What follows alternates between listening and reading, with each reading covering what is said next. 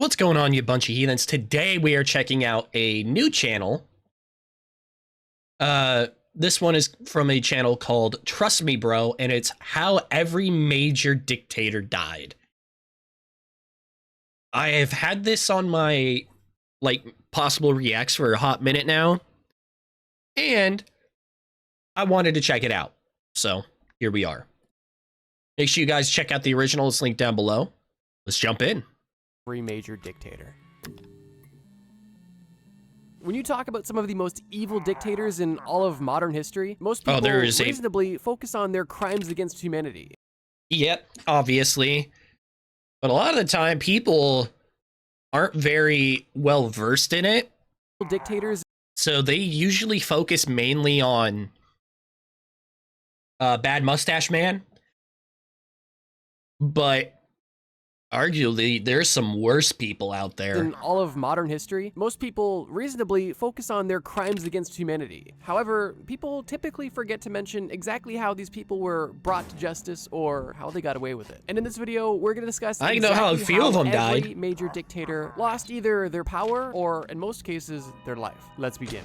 Kim Jong-il. In 1994, I think he just passed away. Became the ruler of North Korea when his father passed away. And what Kim Jong-il inherited from his father was a communist nation that was run with an iron fist, completely isolated from any outside sources, repressive in almost every sense of the word, and riddled with human rights violations. And Kim Jong-il gladly took this country and continued the tradition. And like any wild dictator, of course, he gave himself a crazy title. In this case, Kim Jong-il was the supreme leader of North Korea. Due to how secretive North Korea is, there's actually not much known about Kim Jong-il's early life, although it's speculated that he was born in 1941 on a Soviet military base near the Russia-North Korean border because that's where his father was stationed at the time. However, when Kim Jong-il became the supreme leader of North Korea, a lot of interesting facts were presented by the North Korean government about their new leader's past. Specifically, that he was born on February 16th, 1942 on top of North Korea's sacred Mount Pictu. But not only that he was born on top of this mountain, but when he was born, a new star appeared in the sky and a double rainbow appeared overhead. That claim alone is crazy, and keep in mind, this isn't hyperbole or metaphorical. They present this information as fact. Legit, yeah,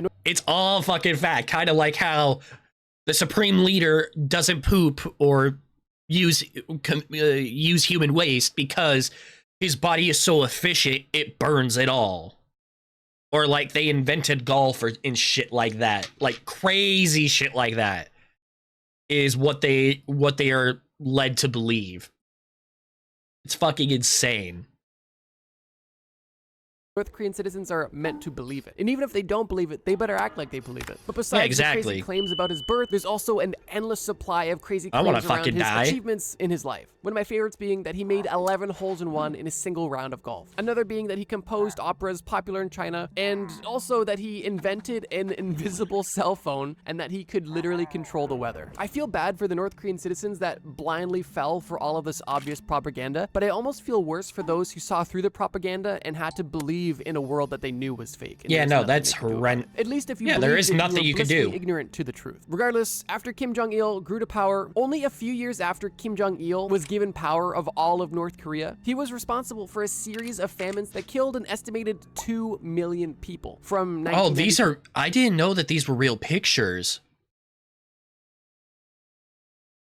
Oh, this is just depressing. Until 2000. And that is really only the beginning of the human rights violations that happened in 6 North Korea years during his supreme rule. But things started to change in the late 2000s, when Kim Jong-il was not seen in public places, specifically in the 2008 Olympics, or in military demonstrations where he was always attending. Other countries started to suspect that Kim Jong-il was beginning to be in poor health or potentially even already dead, although the North Korean state media made it seem like everything was just fine and dandy. That was until December 17th, of course they did. They're always going to make it seem like that. Confirmed dead by the North Korean government. The North Korean government claimed that he died of overexertion because he was simply working so hard, making North Korea the best it could be for the people. But in reality, he likely just passed away from a heart attack. And following his death, there was a mandatory 11-day mourning period where everybody had to publicly look upset about the death. And Kim Jong-il's body was even God, the fact that you have to publicly, it's just like publicly, you have to look publicly upset. It's so fucking crazy to me. Like, y'all motherfuckers really, y'all really got some inferiority complexes, huh? Like, that is insane to me. Placed on public display in a memorial palace in Pyongyang. This is the same palace where his father's body is also on permanent display. Following his death, his youngest son, Kim Jong-un, was given total control of this dictatorial regime. And as of today, he's still in power. But maybe in a future video, we can discuss his downfall as well. Hideki. I know if... Oh, Tojo, this motherfucker. I was gonna say, I know that there was some, like, oh, why was the youngest chosen for it? And I also know, I don't remember how long ago it was. Years? 3? No, it was longer than that. I think I may have still been in school when it was rumored that Kim Jong-un was dead, because that's when his sister started getting a lot of showing up a lot in the media. Tojo. Hideki was born and raised deep within the grips of imperialistic Japan. He was born in 1884 and began his education at the Imperial Japanese Army Academy, and then began his career in the Imperial Japanese Army in 1905. After spending time in the Japanese Army, he served as the military attaché in Germany, of all places, from 1919 until 1922. And from that point, over the next 15 to 20 years, he began quickly rising through the ranks of the Japanese military and Japanese government until October of 1941, when he was appointed the Prime Minister of Japan. Now, under a different context, that may seem like an impressive military and political career. However, the actions that took place under this man's rule is anything but impressive. And is truly he nothing is short of a nightmare. Hideki was the Prime Minister of Japan from 1941 until 1944, when This motherfucker was in charge during the worst war crimes possible. Everyone, like, people hear war crimes, they think either Germany or they make a joke about Canada. Japan arguably did some of the worst did the worst shit out of the war. Like, how do you think we figured out that the human body is 70% water? and, well, we'll get to that. And if you couldn't already tell, that was during the Second World War. And if you know anything about World War II in Japan, well, they weren't up to much good stuff. And some of the things attributed to Hideki's rule are the following. Numerous war crimes, including the massacre and starvation of thousands of prisoners of war and millions of innocent civilians, the attack that happened on Pearl Harbor, which literally happened 2 months after he was appointed prime minister, and other numerous mass murders that happened in and out of Japan during his rule. And not to mention, before he was even prime minister, but still an extremely highly ranking military official, the whole Japanese invasion of China in 1937 happened, and that's a completely different can of worms, but just know that that was literally hell on earth as well. It's safe to say that fuck. I cannot remember who or was telling the story and in what, but I want to say it may have been an older gentleman, but it was a Japanese dude. He was taken prisoner. Dude told him to empty his pockets. He didn't want to, so he did. Finds a photo, and it's him and a bunch of his buddies around decapitated heads, of civilian decapitated heads. Like, just pose around like it was a fucking good thing. And military appointed prime minister is really nothing short of a dictator. And even if you don't specifically classify him as a dictator, well, his resume doesn't make him any better than one. And on July 18th of 1944, Hideki actually resigned as prime minister, as the war was definitely not going Japan's way. After he resigned, Japan surrendered to the Allied powers, and in September of 1945, Hideki was arrested. Following his arrest, he was put on trials in an international tribunal military court, where he was sentenced to death for numerous crimes against humanity and numerous war crimes. And on December 23rd, 1948, only 2 days before Christmas, Hideki was hung. And his reign of terror was over, but definitely not forgotten. I mean, fuck. It took fucking long. At least one war crime at least one war criminal from the Japanese was actually tried. So the fucking main guys at Nanking weren't. Pol Pot. Not Nanking. Unit 731. In the 1960s, the in the unit. Cambodian jungle, Pol Pot began to organize the Khmer Rouge, a group that advocated for a radical communist revolution to essentially wipe out any form of Western influence in Cambodia. In 1970, Pol Pot's Khmer Rouge troops, along with North Vietnamese troops, began a large-scale insurgency against the Cambodian government. And through this insurgency, they were able to control a third of the entire country. And by April of 1975, only 5 years later, Khmer Rouge was able to capture the capital of Cambodia, overthrow the pro-US regime, and establish a new government, the Kampuchean People's Republic. Once Pol Pot was fully in power of Cambodia, the cities were evacuated, schools and factories were closed, and any form of private property or currency was abolished. And terrifyingly, anybody who is believed to be intellectual, such as somebody who was proficient in math or potentially spoke a foreign language, was immediately killed. Even if you were good at your job, just a skilled worker, you were also killed. But even if you weren't, I think it was also if you wore glasses of all things. Like, I'm not sure if I have that right, but I think also if you just had fucking glasses, you were fucking killed. Like some insane shit like that.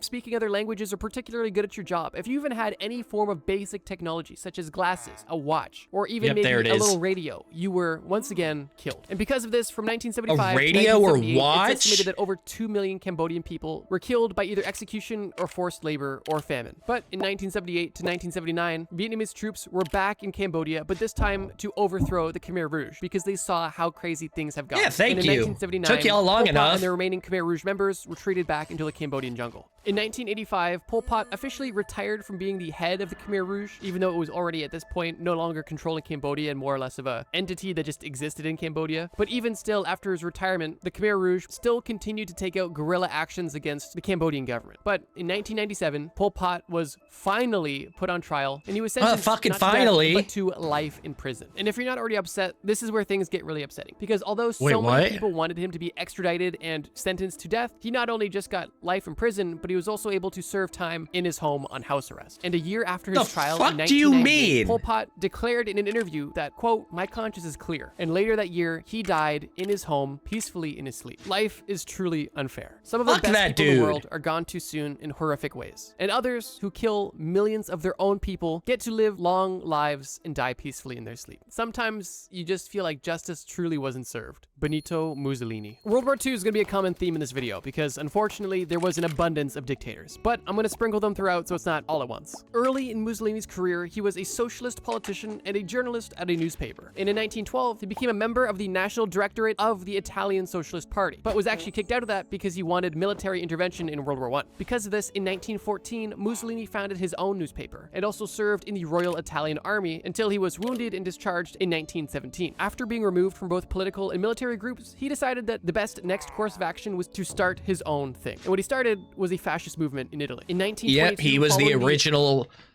He was like the original, like, actual title of fascist. March on Rome, he was appointed as the prime minister by King Victor Emmanuel III. And shortly after becoming the non-elected prime minister of a country, Mussolini, through the help of his secret police and his followers, were able to consolidate all of their power, transforming Italy into a one-party dictatorship. Within 5 years of being the appointed prime minister, Mussolini was able to establish a dictatorial authority by both illegal and legal means. And his goal was to create a totalitarian state. And if you're unfamiliar, totalitarianism is essentially just a political system that literally prohibits the opposition of the government, meaning that the government controls and owns everything and you cannot say anything about it. From his rise to power in 1922 to 1937, there was multiple wars and conflicts that Italy was involved in due to their new political structure. And in 1937, after the huge costs of all of the conflicts that they were involved in, they decided to preemptively join the Axis powers, specifically Germany and Japan. And this ended up being extremely helpful for Italy because they were completely unprepared for World War II. In July of 1943, when the Allied powers they wanted a big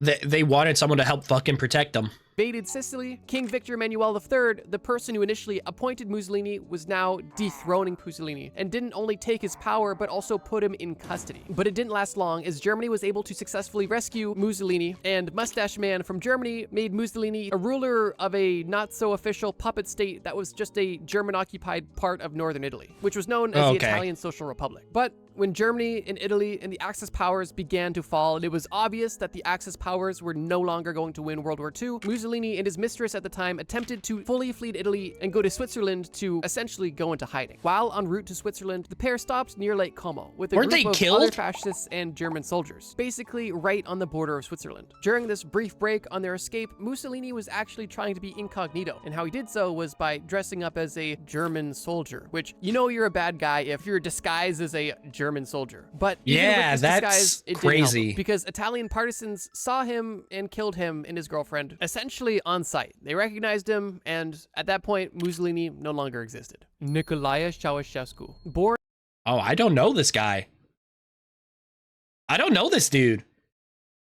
And Mussolini, yeah, I've seen the pictures of what happened to Mussolini. in 1918, Nicolae was born to be a politician. As a child, he was a member of the Romanian Communist Youth Movement, and as a young adult, he found himself rising through the ranks of the Romanian Communist Party. And when the previous leader he's of that communist, of government course. died in 1965, Nicolae was handed the torch, and he became the Romanian Communist Party General Secretary. And from being declared General Secretary in 1965, he was able to gain power, and in 1974, only 9 years later, declare himself as the Romanian president, which essentially gave him total control of the entire country of Romania. Oh, When somebody fuck. grants themselves total control of an entire country, it's not hard to believe that they would start easing in things like censorship of the press and totalitarian not really a big rules, something we surprise, huh? discussed earlier. And it got so bad that at the time it was considered one of the most repressive governments in all of Europe. Nicolae had secret police that were responsible for mass surveillance and even mass IKEA. repression of human rights abuses that were happening in the country. And because of his censorship of the press, a lot of the things that were going on within the country were not able to be spread within or outside of the country either. There was a time when Nicolae was actually popular, although his popularity was extremely brief and unstable. And during the late 1970s, while he was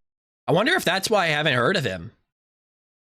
Because I've heard of him, I know Stalin, I know Hussein, and I know Mustache Man. the Yeah, president, his it's kind of mismanagement surprised. led to massive debts for the country of Romania. And in 1982, Nicolae forced the Romanian government to export way too much of the country's agricultural resources in order to help pay these debts, which obviously put pressure on the citizens of Romania. Fast forward to 1989, only 7 years later, anti-government protesters are popping up all over the place. And Nicolae saw these demonstrations as a political threat and ordered the military to open fire on these demonstrators, resulting in multiple deaths and injuries. And because of this Oh, action, fuck. the people could no longer take it, and massive widespread rioting and civil unrest roared across the entire country of Romania and sparked the Romanian Revolution. It got to the point where demonstrators were breaking into the Capitol building of Romania, and Nicolae Fuck and yeah. his wife fled from the roof of the building on a helicopter, although the military forced them to land, and they were arrested, tried, and convicted of economic sabotage and genocide. And the couple were sentenced to death immediately, and both Nicolae and his wife were executed via a firing squad on Christmas Day, 1989. Joseph Stalin.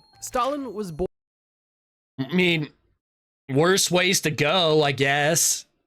I mean, you could go by, I don't know, like I said in my, I think firing squad is like one of the best ways to go. If to a poor I'd rather do Georgian that. family in the Russian Empire, and as a young adult joined the Russian Social Democratic Labor Party. While at the same time, he was also helping raise Look at that funds young for man. Vladimir Lenin's Bolshevik faction, and how he was donating to this faction was actually by committing bank robberies and other crimes, as well as editing the party's newspaper. Already off to a good start. Because of his crimes, he was I didn't know repeatedly that. arrested, where he was exiled to Serbia multiple times. After the Bolsheviks seized power in 1917, Stalin served as a member of the political bureau of the Central Committee of the Communist Party of the Soviet Union. Very quick and easy name. And from God, 1922 fucking onward, he used dumbass his position name. as General Secretary to gain control over the entire party. After Vladimir Lenin died in 1924, Stalin was the new man in charge. And Stalin's doctrine of socialism in one country became central to the party's ideology. And while he was now in power and had grand plans for the Soviet Union, it didn't really work out in his favor. Because due to his poor policies, natural disasters, increased demand for food because of urbanization caused by his poor policy, a nationwide famine took place from 1932 till 1933 and killed millions of people in the Soviet Union. But that's not all. Only 3 years later, between 1936 and 1938, Stalin executed hundreds of thousands of confirmed and potential political opponents in what was called the Great Purge. And on top of that, under his regime, an estimated 18 million people were processed through the Gulag system of forced labor camps, which was essentially hell on earth. Keep in mind, Yeah. All of this took place after World War I and before World War II. Of course, then World War II happens, which is an entirely separate can of worms, which is beyond the scope of this video at this point. But to put it in short, after World War II, the dust had settled and people were happy that, you know, the Axis powers were defeated, but there was still one issue. Western countries wanted capitalism, and the Soviet Union did not, which obviously eventually... It's not even just that. Like, I know he said it's beyond the scope of this video, but I mean, not really. Stalin killed so many of his own people during this. Like millions. I'm talking millions of people. Stalin is attributed with killing millions of his own people during the war itself. It's fucking insane. Led to the Cold War, but during this time led to a lot of unease surrounding how things were going to be rebuilt post-World War II. One thing that the Soviet Union decided to do was to build their own nuclear bomb, which they tested in 1949. But unfortunately, during the same year, the country was also experiencing another famine. And on top of that, they also had a state-enforced campaign that killed both Jewish people and intelligent people called the Doctor's Plot. But here's the thing, despite all of the things I mentioned, specifically within the Soviet Union, Stalin was seen in a relatively positive light. He had a cult of personality, he led the Marxist-Leninist movement, and by his followers, he seemed to be the champion of socialism and the man of the working class, although millions of them died. Regardless, at the time, exactly, how it always goes. Even to this day, in post-Soviet countries, there are old people that still remember times before the Soviet Union fell, where they look at those times fondly, and they miss those times, and they wish that the Soviet Union was reestablished, which is unfortunate because a lot of the countries that are now post-Soviet are riddled with corruption, not allowing them to actually prosper in a capitalistic society. But that's completely beyond the scope of this video. Joseph Stalin died at the age of 74 on March 5th, 1953. He passed away in his personal residence after suffering a stroke. But even though he was now dead, mass murders caused by him didn't stop. What I mean is... Yeah, like, sure, there's some old people who remember it and remember it fondly and all that, even if they're not part of the Soviet Union anymore. But, quite a few people who do remember the Soviet Union and communism fucking despise it. Was like, no, I fucking hated that shit. Following Stalin's death, there was massive funeral celebrations that took place. Like I mentioned, he was relatively popular within the Soviet Union. And because of this, hundreds of thousands of people attended his multi-day funeral. And unfortunately, because of people being so excited or simply so cramped and a lack of fire regulation, at least 109 people were confirmed to have been killed in a crowd crush that took place at the funerals. I hate it's estimated that it's completely possible that over 1,000 people in total died because of the funeral services that took place. This is one of the more interesting situations we've talked about so far. You know, crowd crushes are fucking... I don't know what it is about them. I've seen multiple videos depicting them and whatnot, but I hate them. They freak me out. No other dictator was still fully in control and still relatively popular at the time of their death. Up until Stalin, every other dictator either had to go into hiding to die peacefully or was executed. So this one was interesting. What else is interesting is the fact that I post videos not every other one. Kim Jong-il didn't.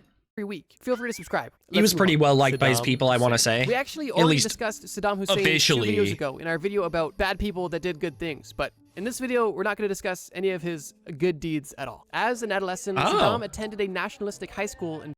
I'll have to check that out. That's interesting. Because I know nothing about that. I'll have to check that out.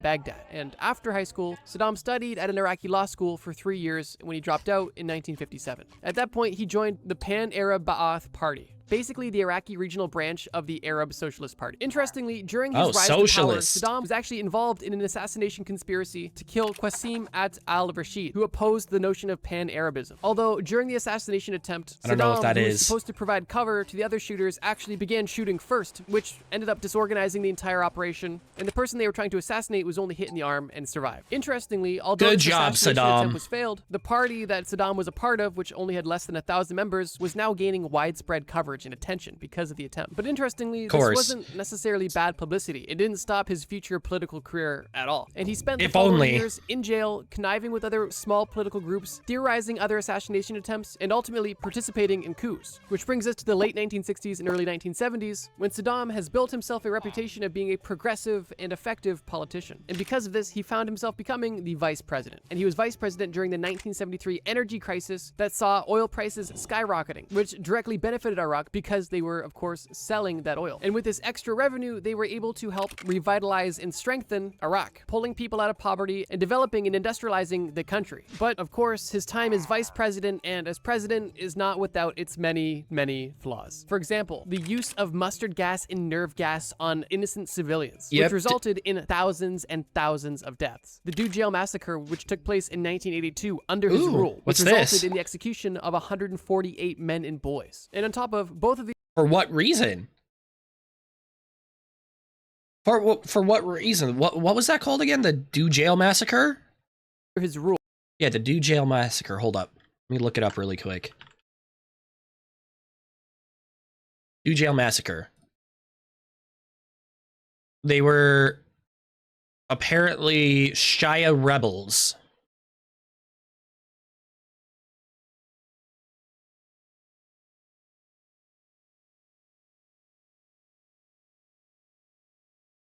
Okay. So apparently it was supposed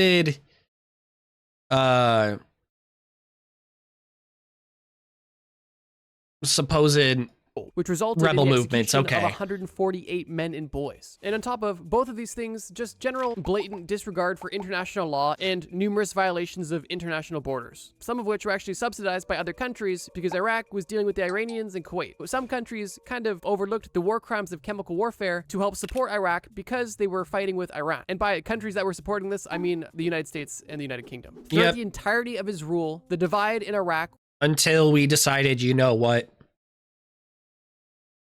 We want the oil for ourselves. Was massive. Some people seeing him as a hero and a great leader, others seeing him as a horrible dictator. And it really all depended on what tribe you belonged to. But in March of 2003, it comes down to it a lot of the time. Iraq, ending his nearly 24-year regime, which was at this point internationally known for repression, brutal purges, and massive violence used to maintain absolute power. Just classic dictator stuff. And during this US invasion in the fall of Baghdad in 2003, Saddam Hussein went into hiding, but he was caught only a few months later when US forces found an underground bunker. After Saddam was captured, he was held in the States and then transferred back to Iraq, where he was put on trial for a lot of the crimes he committed as president, specifically the attack I mentioned in 1982. This trial ended on November 5th, 2006, and Saddam was found guilty and was sentenced to death by hanging. And interestingly, this hanging took place during the Islamic holiday of Eid, which is odd because we also discussed an execution that happened earlier that took place on Christmas. I'm not sure if that's just how the dates lined up or if that was intentional, but regardless, could go either way, honestly. The video was actually taken of the execution by somebody who recorded it on their cell phone. And this video was leaked and widespread online and on the news. And as I mentioned, depending on who you were, this execution was seen as justice finally— I'm pretty sure I've actually seen the actual video of it. If I'm not mistaken, I'm pretty sure I've seen it. Massive injustice, all depending on what you believed and which tribe you belonged to. Interestingly, Saddam actually requested and tried hard to be executed via firing squad, but in court, that request was denied, and he was obviously hung. Adolf Hitler. Once again, and for the last time, we're back in World War II. Likely one of the— Can I just say, I hate the fact that because of YouTube's stupid-ass guidelines, you have to put this as a name. Like, I hate it. It is the stupidest shit ever. I'm not glorifying the motherfucker. I'm putting it, this is an informative fucking video, and just putting his name will get you demonetized.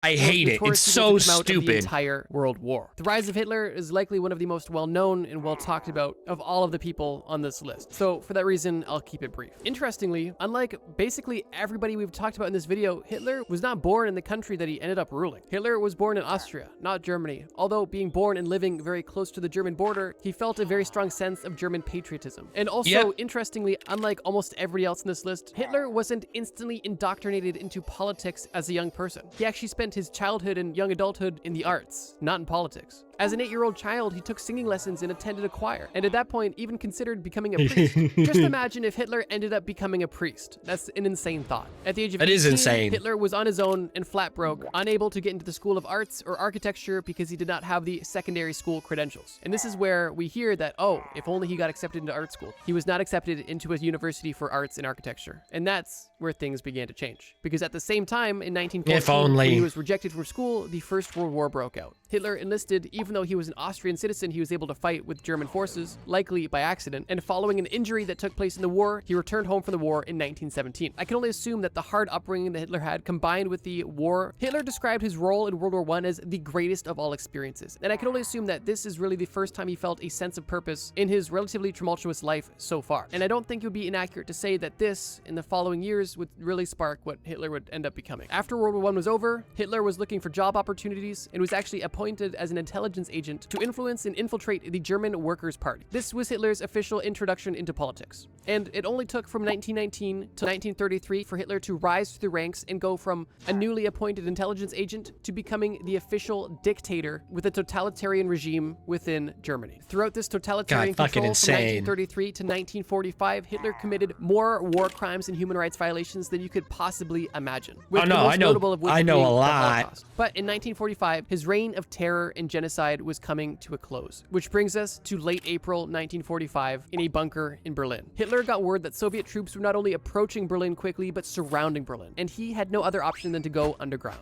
While underground, he still tried to command what he could, although it was obvious that his people were no longer listening. And some of his most high-ranking officials behind his back were trying to negotiate a surrender, when all Hitler wanted was people to fight to the very death. He wanted no expense spared when it came to trying to get out of the situation, even though at this point he knew it was hopeless. Hitler had gotten word that the Soviets had entered Berlin and that there was absolutely no chance of him surviving. He decided, like the egomaniac that he was, that he wouldn't let anybody else take him out or even imprison him or anything of the sort. So, well, also you have to remember, a lot of the time, you did not want to surrender to the Russians of all people. The Russians would have no fucking, like, whatsoever, any kind of sympathy for you if you were a German surrendering to the Russians. You would die. You had a chance of, you had a pretty good chance of getting home if you surrendered to the Americans. The Russians, on the other hand, they would shoot you or worse.